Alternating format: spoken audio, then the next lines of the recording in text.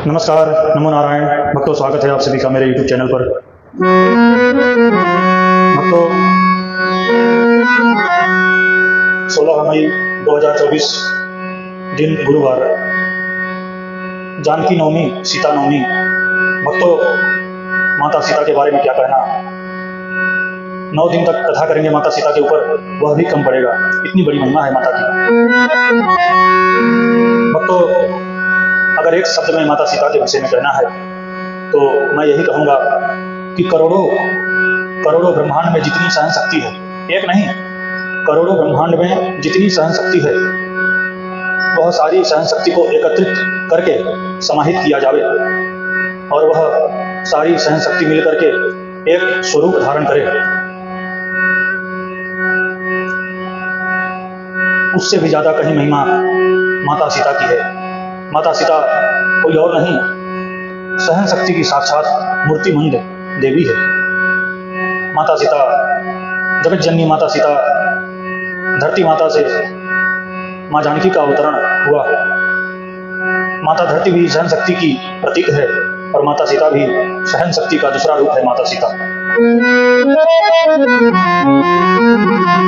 माता सीता की महिमा। भक्तों, एक बात आपको मैं कहना चाहूंगा। भगवान राम को जन्म लेना था तो माता कौशल्या मिली। माता कौशल्या, भगवान राम को जन्म देने वाली माता कौशल्या है।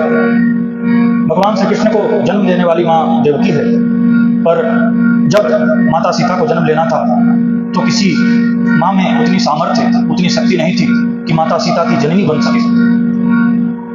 इस संसार में, इस धरातल पर कोई देवी, कोई माँ नहीं थी जो माँ सीता की जननी हो सके। इसलिए माता सीता को धरती से जन्म लेना पड़ा। इतनी बड़ी महिमा है माता सीता की। माँ सीता देव कन्या है, देव की कन्या, ऋषियों की कन्या, ऋषि मुनियों की कन्या है माता सीता। सहन शक्ति की रूप है माता सीता। इसलिए गोस्वामी तुलसीदास जी जब रामायण लिखना प्रारंभ किए तो सर्वप्रथम माता सीता को वंदन करते हैं। हे माँ जनक सुता जगत जननी जानकी, अतिशय प्रिय करुणा निधान की। हे माँ जगत जननी माँ, हे माँ जनक सुता जगत जननी जानकी, पूरी जगत की माता किशोरी जी माँ जानकी। अतिशय, भगवान राघव को अतिशय प्रिय है, अतिशय प्राण प्रिया माँ जानकी, अतिशय प्रिय करुणा निधान की। कृपा निधान, करुणा के सागर भगवान श्री रामचंद्र के अत्यंत प्रिय ऐसी माता सीता को तुलसीदास जी वंदन करते हैं। दोबारा दूसरे चौपाई में बाबा जी लिखते हैं, ताके जुगपद कमला मनाओ, जसु कृपा मलमति पाओ, जसु कृपा मलमति पाओ। राग वागेश्री, शास्त्रीय संगीत के अलग अलग राग में रामायण की चौपाई गाई जाती है, बड़ा मधुर लगता है। वागेश्री राग में मैंने आपको ये चौपाई सुनाया। ताके जुगपद कमल मनावो, हे माँ आपके कमल चरण रज की मैं वंदना करता हूँ। हे माँ जासु कृपा निर्मल मति पावो, मुझे तुलसीदास के मति को माँ निर्मल बनाना और ये रामायण रूपी अथाह सागर से मैं सहज सरलता से तर जाऊं, ऐसी कृपा करना। ऐसा तुलसीदास जी भी सर्वप्रथम माता सीता से विनती और प्रार्थना करते हैं। इतनी बड़ी महिमा है मेरे प्यारे भक्तों। माता सीता की महिमा क्या कहना।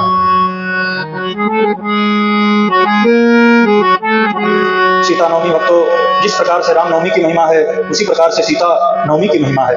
जैसे आप राम नवमी का व्रत, उपवास, नियम, साधन, भजन करते हैं, उसी प्रकार से सीता नवमी का भी व्रत, उपवास, भजन, साधन करना चाहिए।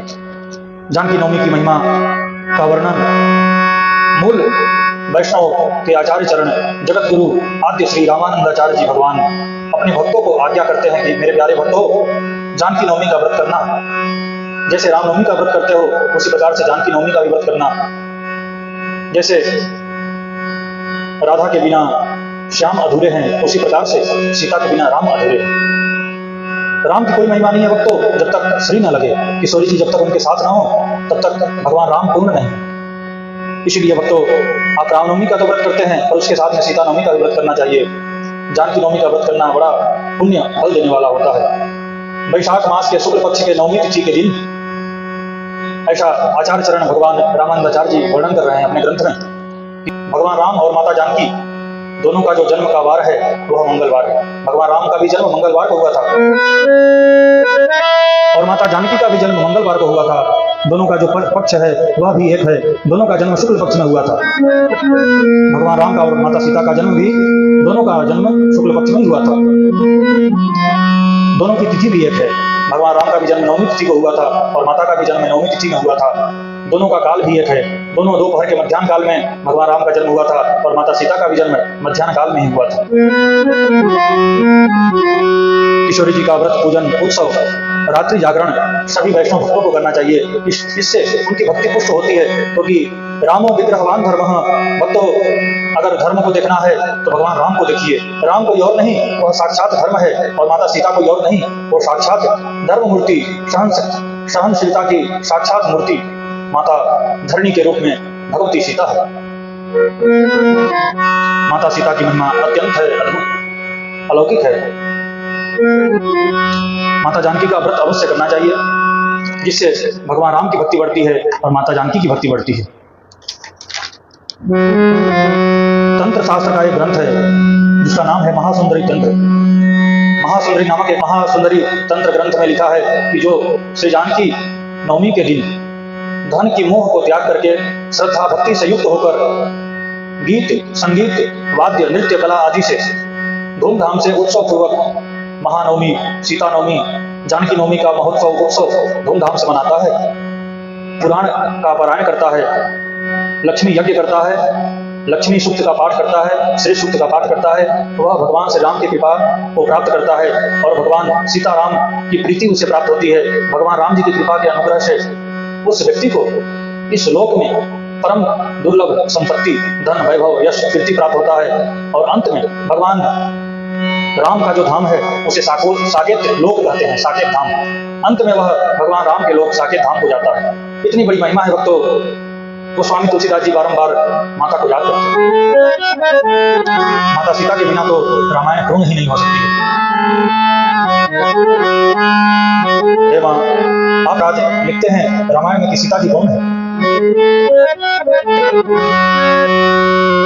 जासुवंश उपजहि गुण खानी, अगणित लक्ष्मी उमा ब्रह्माणी।